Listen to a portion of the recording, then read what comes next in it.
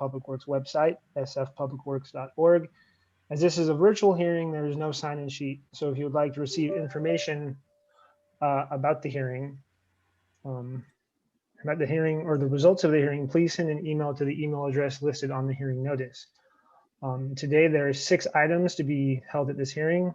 Order number 204051, 969 Pine Street for the administrative review of notice 20463. Order number 204052, 266 4th Street, administrative review of notice of violation 20146. Order number 204053, 1254 Leavenworth Street, administrative review of NOV 20227. Order number 204054, 1425 Mendel Street, administrative review of NOV 20130. Order number 204055, 1015 Market Street, administrative review of notice of violation 12672. And order number 204056, 300 Grove Street, administrative review of NOV 13855. My job as the hearing officer is to gather the facts for the hearing item, listen to your testimonies, and help our Director of Public Works make determinations. I will not be making any decisions today. Instead, I will forward the findings from this hearing and make my recommendations to the Director. The Director will make the final determinations. When the Director's determinations are made, the department will notify you of them if you have provided contact information. The hearing will provide as follows for the 6 cases. I will ask Public Works staff to speak first and present the case. And then I will allow the property owner or appellant or applicant to speak. Then any member of the public or witness who wants to speak.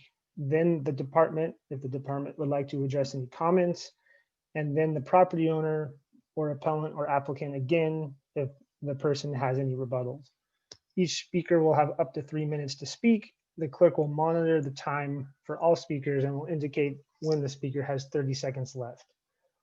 If you are a party to this proceeding, I will call on you to speak. If you would like to use visual materials in your presentation, please let me know before you speak. You will then have the standard 3 minutes to provide the comments. If you are a member of the public or witness who wants to speak, wait for me to call for public comments and use Zoom's raise your hand feature if you're on a computer to put yourself in the queue to speak.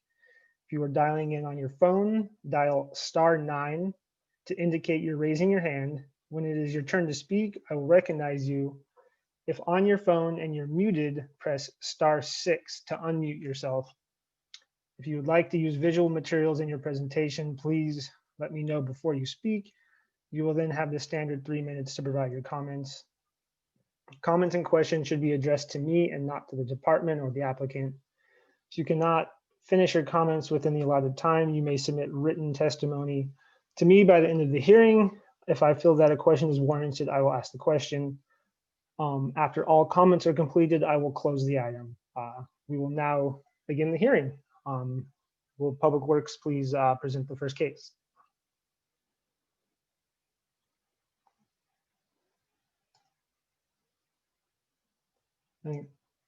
Jessica, you're on mute.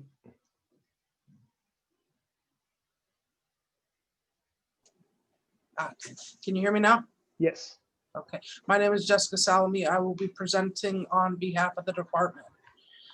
First hearing will be for the location of 969 Pine Street, NOV number 20463. Give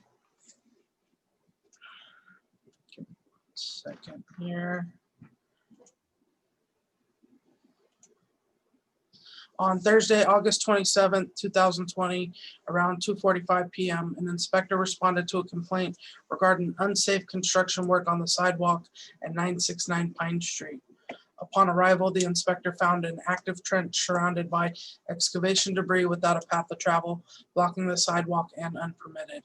The inspector then issued notice of violation to number 20463 to Maven Maintenance for no 4-foot path of travel and excavating without a permit, at $2,000 per day.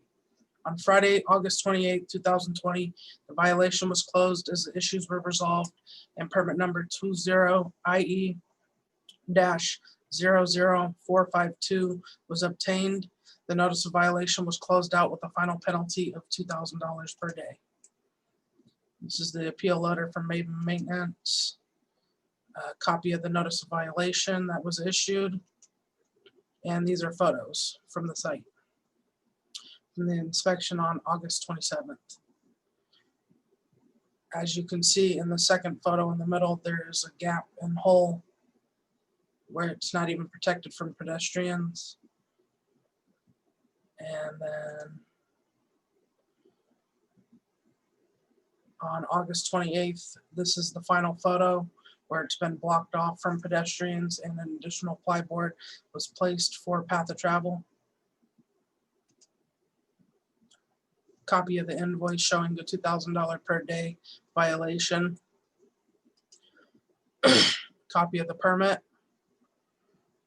as well as current site conditions from January 7th. The issue still hasn't been remedied. The trench is still open and the sidewalk has not been poured back yet.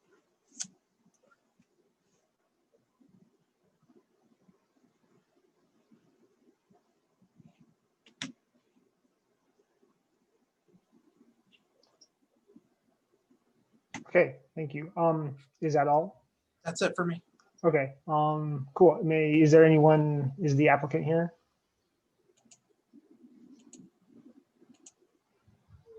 Okay. All right, it looks like the applicant is here. I will go ahead and ask the call, and it's a caller, someone that has called in. So I've asked them to unmute. If you'll just hit *6 from your phone, I believe. Hi, this is Craig Lipton. Can I speak now? Yes, and we can hear you. Go ahead. Hi, guys. So first, I would like to ask if you've had a chance to read the actual letter that I sent in requesting this appeal. Yes, I read the appeal last night. Okay.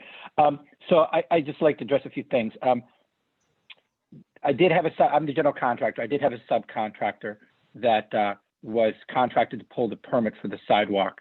And I was shocked to find out that he had not actually pulled the permit the day out before he started. And so the fine was for $2,000, one without the work without the permit, which I'm not appealing his fine because he's agreed to pay for that and he's on his own for that. My portion of the fine that I'm appealing is the not providing the path of travel. So, you know, this excavation was done as part of a PG&E electrical upgrade. We did the work. The pictures that you saw with the work corrected was actually not sent on August 27th. They were sent by 5 o'clock or 6 o'clock that day. They were texted to the inspector. So the inspector came out and said, "Hey guys, you're doing this excavation, but you're not providing this path of travel. You need to provide the path of travel." And so within 3 hours, we finished it. We provided the path of travel. I sent him the photos. And I, and in my experience in the past is that normally this stuff comes with a warning to fix it and have a chance to correct it. Instead, I was hit with a $1,000 fine and not given a chance to correct the situation. So I sent by text and by email to the inspector that day, which is in my appeal, the photos showing that we had the work done by the end of the day. We had it corrected. So, you know, we had to trench all the way out almost to the street. And so, you know, we did fix the situation. And then I know that she also indicated that it's not corrected as of now. There is a path of travel right now. The trench is not filled yet because we're still waiting for PG&E. We had been waiting for PG&E for months and months to get them to come out to do their share of the work after we pulled we put in the trench, the pipes for them. It took a long time to get on their schedule. That finally has been scheduled. We do have our permit. We are repouring that sidewalk this week. So, you know, my request is on the $1,000 fine for the lack of path of travel to have some consideration for that. I am a small business owner in the city. I do have 20 employees. I've got 6 people out right now with COVID. You know, it's been a hard time for me with a lot of people, and $1,000 is not an insurmountable number. It's a pretty significant fine. And so I'm hoping that you guys will reconsider, or at least consider reducing that fine to something that's more manageable. It's painful at this point. Well, All right. okay. Thank you. Yeah, thank you very much. And one last thing, I have been Yeah. in total communication with the inspector. So I've been talking to Mario on a regular basis. I'm letting him know that when we had to renew our street parking permit, which has taken forever because street parking permits aren't getting processed very quickly. And so we were supposed to start the job on January 5th to pour that sidewalk, except that we could not get the renewal of the street space parking permit because DPW is very behind in issuing that. So as soon as that comes issued, which is supposed to happen, then we're going to go back and replace the whole sidewalk. Thank you. Okay, thank you very much. I don't believe I have any questions for you. Okay, and when's the next step? I'll just wait to hear from you guys. Yes, yeah. After the director issues his decisions, you will be notified. Okay, thank you very much for your time. Have a good day, guys. Thank you. Thank you.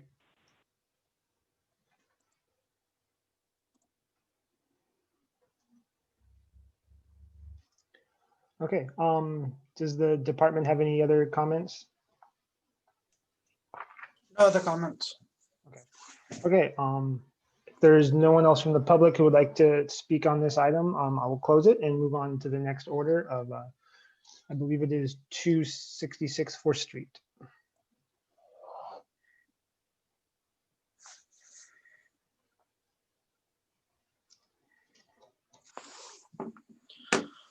Okay, good morning, Jessica Salome, Public Works again. This is in regards to notice of violation number 20146.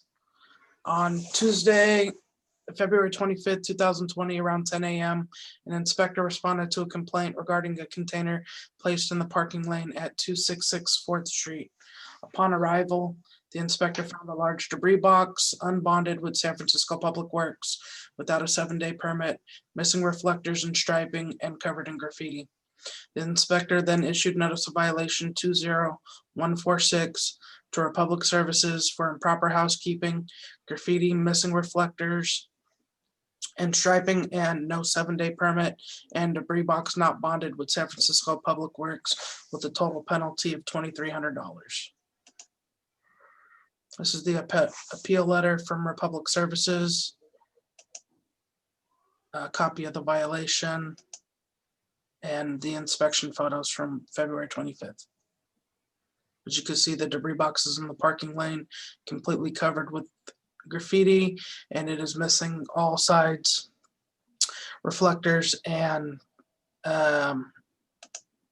reflection tape, as well as the site was graffitied, and that was a separate issue that was taken care of. This is an invoice for the property for Republic Services for the violations, and that's it.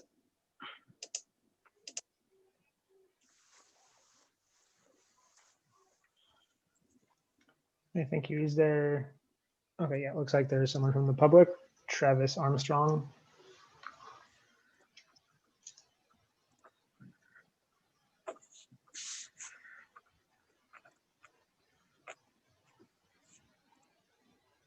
Go ahead, Travis. Hello, good morning.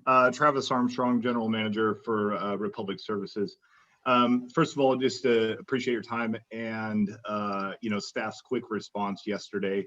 I'm coming into this relatively new. You'll see the General Manager on the appeal was a previous General Manager, and I am the General Manager now. So again, appreciate staff's response. A couple items at this site, and it's noted in the appeal. This box is lifted by a crane on and off the site. There's physically no room to put it on the site, sorry, for us to get our truck onto the site. So it's kept, screened within the construction zone. and then is lifted out for service generally within 1 hour. Literally, the crane operator's on the phone with the driver, so we coordinate that and get it removed in a timely fashion. I'm looking at the graffiti and it's appalling to me as well. So, yield on that as well. There is a little bit of reflecting tape. You can see in the left picture there. There's a little white strip, and that is different from DOT reflective tape, but a similar function, which I believe is undefined. Overall, I'm just trying to get up to speed on this, but as I read section 724A, it talks about bonding, but it only talks about it shall be granted to the owner or leasee of the premises. And as I went through the hauler permit, the transportation permit, there's no mention of a bond for that. I understand it's a different department, but it would just kind of make sense to me to have, if I'm issued a permit to conduct this work, that I've hit all those check marks, if you will, and that's part of the reasoning there. So if you or staff have any insight on that, I would appreciate the education, and definitely open for any questions at this point. Yeah, this is the hearing officer. You said typically the crane would place this out on the street in fairly short order when you're timing the pickup of the debris. Do you, in this particular instance, do you know how long the dumpster had been sitting in the roadway prior to it being picked up? Like, had it been longer than normal, or was it your normal course of action? My understanding, I talked to the operations manager, who's still the same operations manager, and it was his recollection that it was less than 1 hour. Okay. Okay. Yeah, that's all the questions I have. Thank you. Thanks for your time. And I guess I'll have a question for Public Works. Was this a site where you've had multiple complaints about the dumpster being outside for long periods of times on multiple occasions, or was this the first time this had happened? I'm trying to pull up the complaint right now. Okay. I mean, in addition to that, are they required to have all the bonding and all those 7-day permits when they're in this instance? Yeah. Okay. So even though it's only out for a short amount of time for pickup, they're still required to have the correct permitting to put it out there for the shorter amount of time. Any box placed in the public right of way is required to have a permit. Okay. And sorry, I'm just trying to understand. That's a bonding permit, or are you talking about the 7-day permit? So you're required to have a bond to place the debris box within the public right of way, and you're also required to have a permit.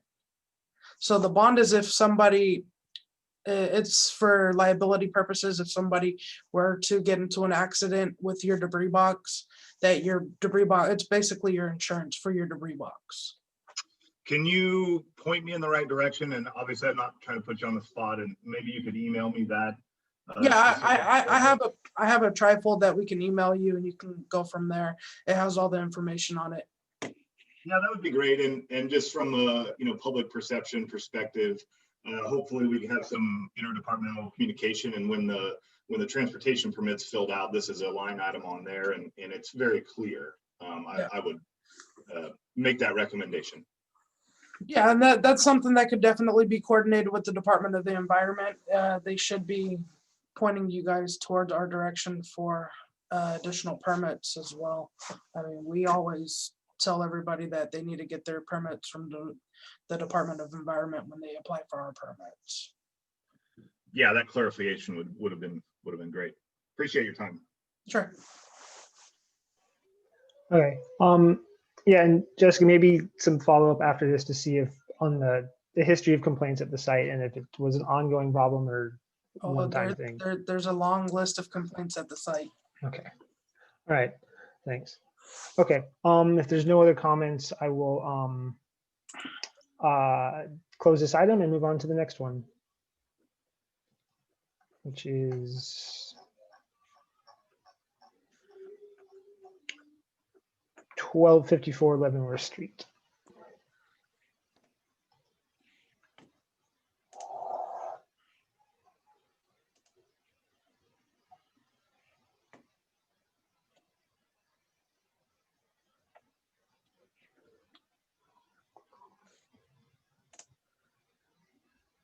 Okay. NOV number 20227 for 1254 Leavenworth Street. There we go. On Tuesday, March 10th, 2020, around 1:40 p.m., an inspector responded to a complaint regarding unsafe construction work on the sidewalk at 1425 Leavenworth Street. Upon arrival, the inspector found an active trench surrounded by excavation debris without a path of travel blocking the sidewalk. The inspector then issued notice of violation 20227 to LH Plumbing for no 4-foot path of travel and improper site protection at $2,000 per day. On Wednesday, March 11th, around 1:40 p.m., a follow-up inspection was performed and the issues were resolved. The notice of violation was closed out with a final penalty of $2,000. This is the appeal letter from the contractor, as well as the copy of the violation and photos of the site.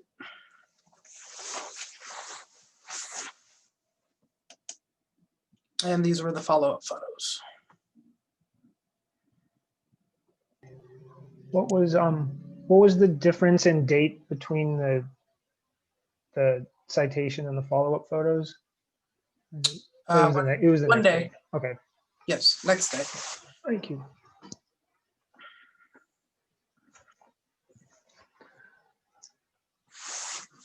And then I think I read they did have an excavation permit, but it was not activated. Am I following that correct on this one? I believe so.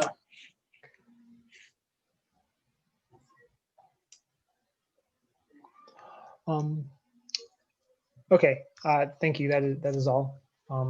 Is the applicant here or the permittee?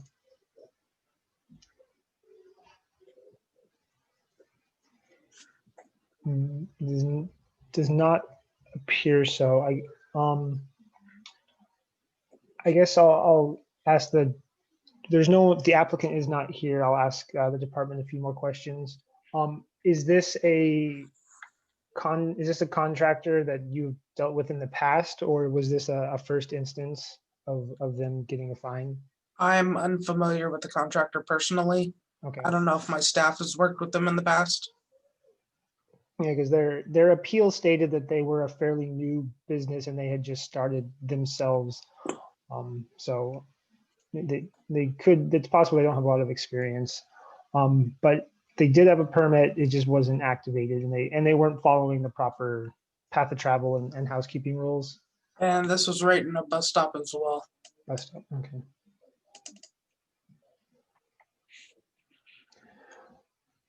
Okay. If the applicant is not here and there is no one from the public who wishes to speak, I will close this item and move on to the next item of 1425 Mendel Street.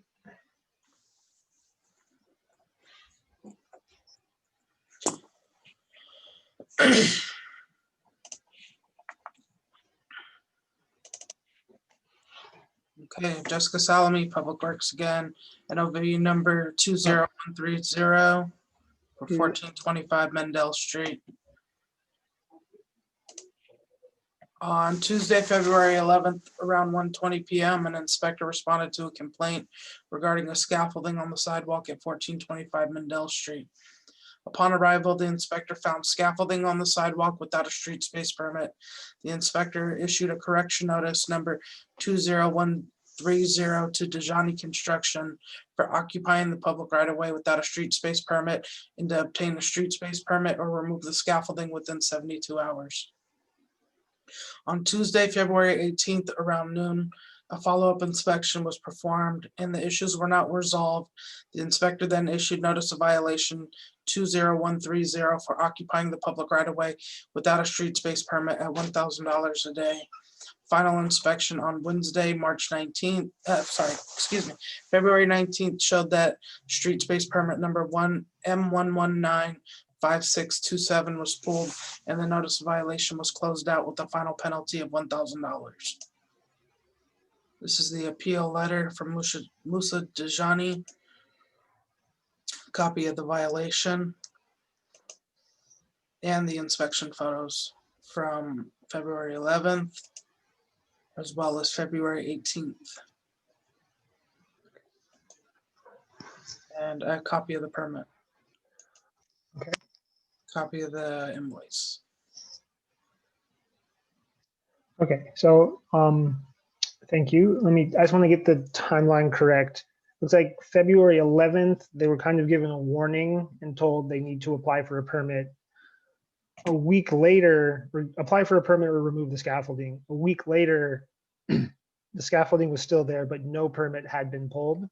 Correct. And then that's when you issued the $1,000 per day fine. Correct. And the next day they applied for the permit. Correct. Okay. Okay, thank you. Looks like there's someone with the name Musa with their hand raised.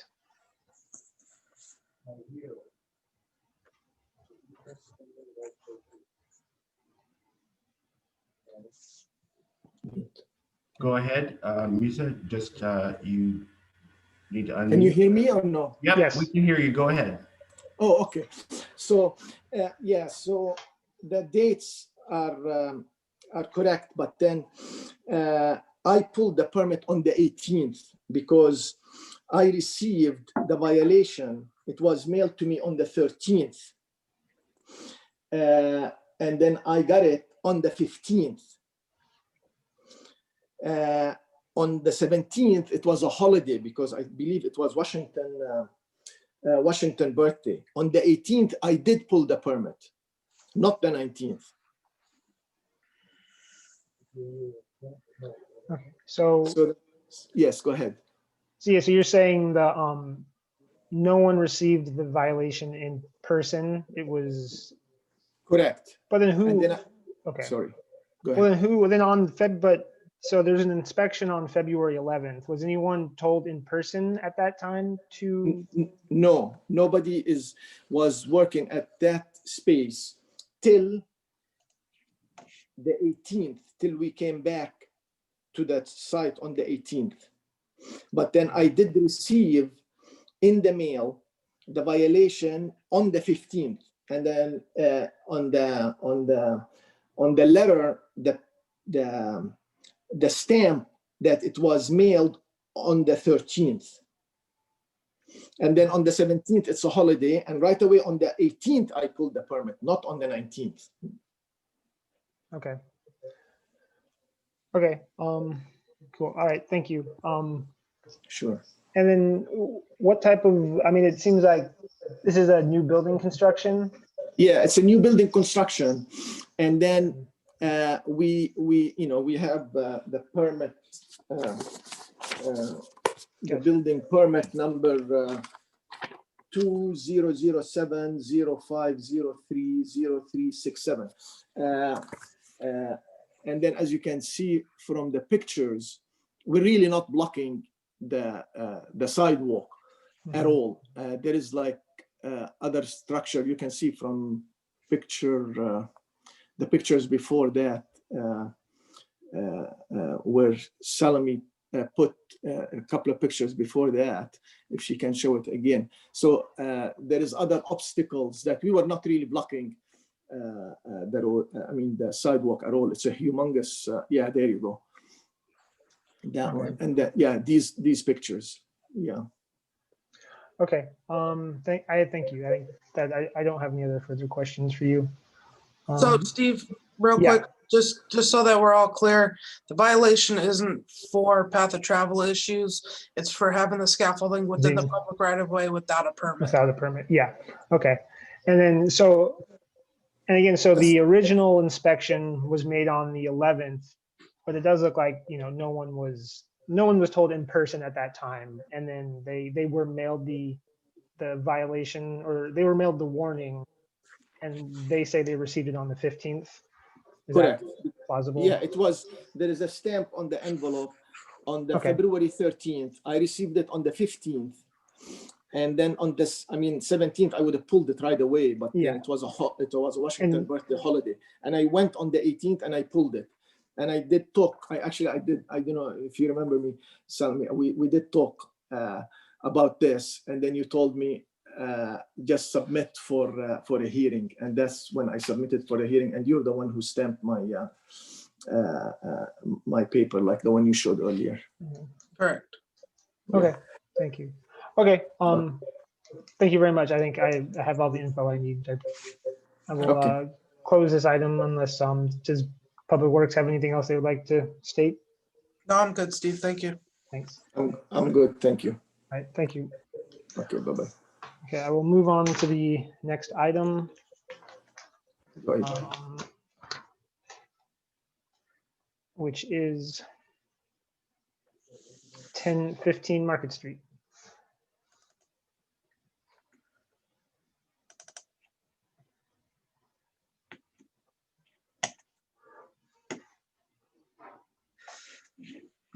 Okay, Jessica Salome, Public Works again.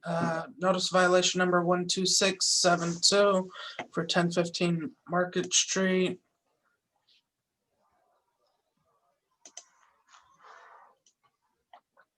On Friday, January 24th, 2020, around 3:30 p.m., an inspector responded to a complaint regarding construction work at 1015 Market Street. Upon arrival, the inspector found a newly completed trench coming from behind the property line, continuing through the sidewalk and entering the street to connect to a manhole. No on-site excavation permit was found. The inspector then issued notice of violation 12672 to, excuse me if I'm saying this wrong, Machili Incorporated for excavating without a permit for a penalty of $10,000. This is the appeal letter for Machili. I know I'm saying this wrong, forgive me, but it's the appeal letter. Copy of the notice of violation and the inspection photos. Okay. Okay. So it seems like, okay. I guess my first question is, compared to the other instances, why is this violation 10,000 and the other ones were much less? Is it because they were trenching into the roadway? Yes. Okay, so as soon as you enter, So the penalty for excavating without a permit within the roadway is $10,000. okay, so that's just the baseline. Okay, and do you know, is the Machili, are they the GC for this project, or is it were they a sub? They're the director. It's director of West Coast operations. I believe they're just like a property owner, Okay, property. Okay, either a property manager, some sort. I Or mean, maybe a project manager. Okay, Project I'll be able to ask the applicant. manager. And what type of construction is going on at this site? This was for the construction and upgrades to the Supreme store on Market Street. Okay. Okay. All right, Stephen, we have Lee is in the. Okay. Yep. All right. Thank you. Lee, go ahead and unmute your microphone. Can you guys hear me? Yeah, go ahead, Lee. Great, good morning. Yeah, this was for some work for this client. We finished the project as the general contractor doing the TI build out. And after the client moved in, after we got TCO and everything, the client was trying to get kind of their own infrastructure set up inside with their systems and called us back to do this underground utility work. We had to put in these conduits for AT&T to pull in, I guess, fiber or some, telecom cabling so that they can get their data systems up and running.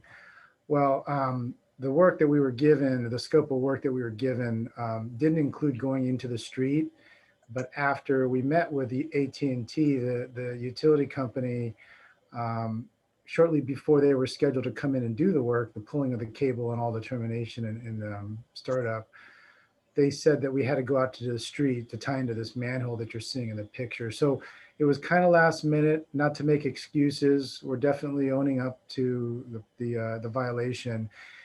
My superintendent at the time, who was overseeing the work, just made it happen instinctually. So just fessing up that we definitely did not pull the excavation permit because of the deadline. It was just an oversight. So we definitely are at fault for that.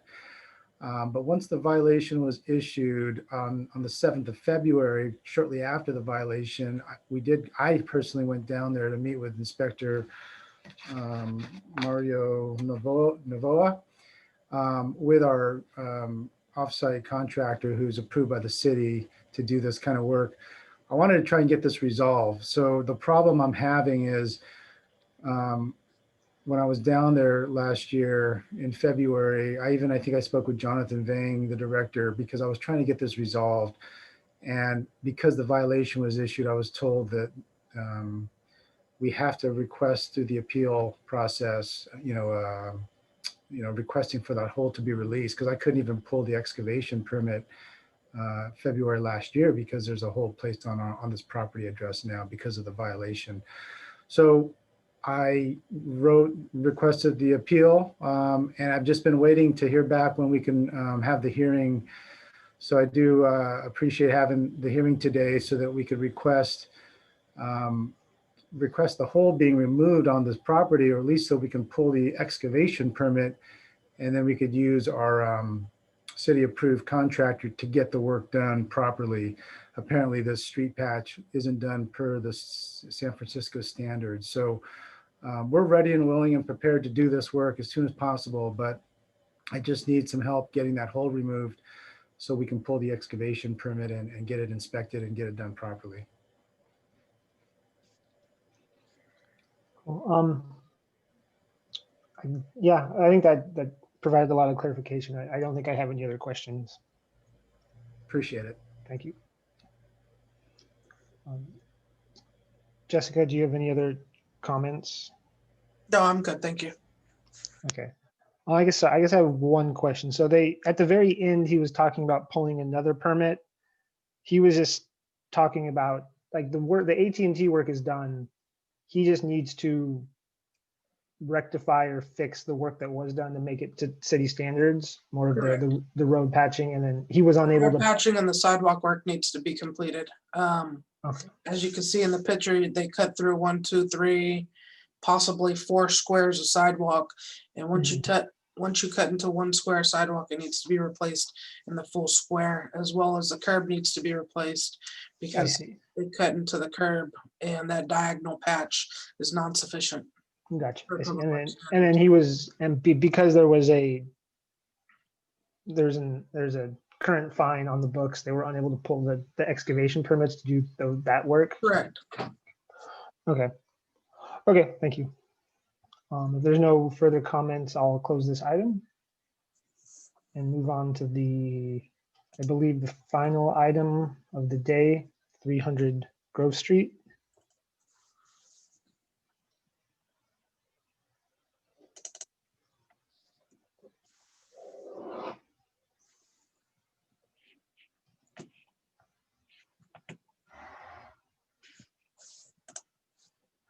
Okay, 300 Grove Street, notice violation number 13855. On Thursday, February 2nd, around 10 a.m., an inspector responded to a complaint regarding construction activity at 300 Grove Street. Upon arrival, the inspector found a construction crew doing work with heavy machinery occupying almost all lanes on both sides of the street and closed off sidewalk without a special traffic permit along the 300 block of Grove Street.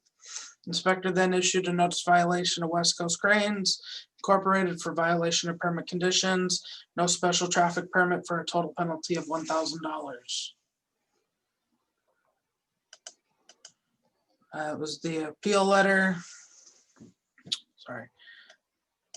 This thing's going a little wonky on me here.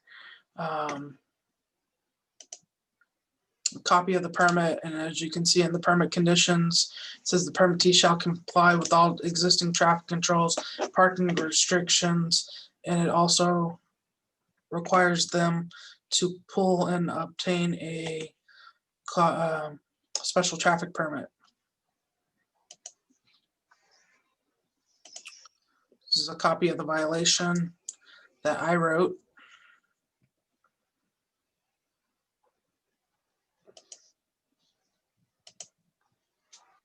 These are my inspection photos.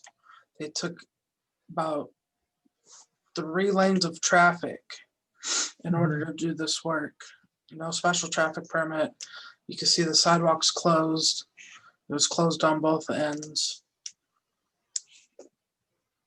And the permit, pictures of the photo sign and signs, and the invoice.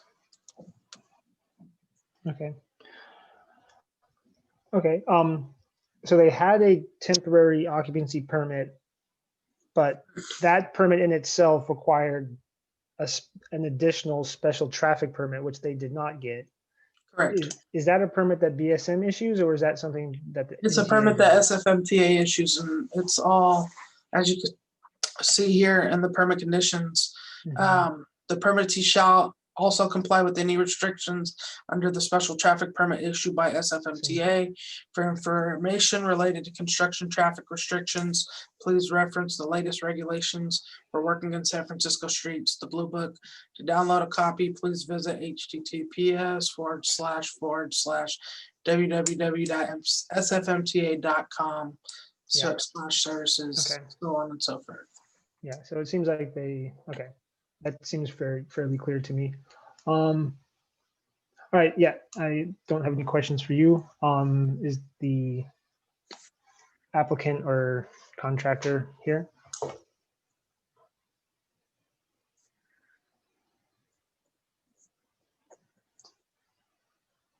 I don't see any hands up. Yeah.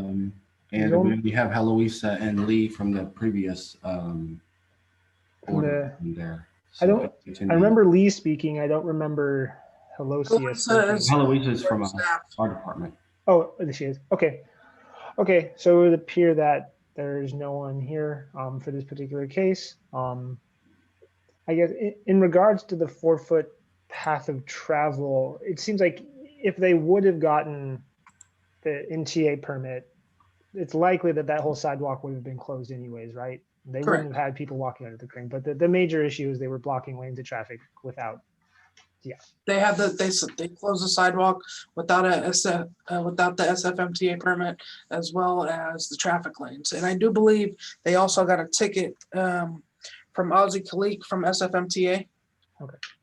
For this as well, for not having a special traffic permit. Yeah. Okay. Okay. There's no public comment. I will close this item. And this being the last item of the day. Okay. All right. My job as the hearing officer is to gather the facts. No, hold on. I already read that part. Go to the end. Okay. If there are no comments for this item, I'll now close the item and we'll make my recommendations to the director. If there are no public comments, I'm closing this hearing. Okay, the hearing is now closed. I will send my recommendations to the director, and then the director's office will be contacting you with the decisions. Thank you. Thank you.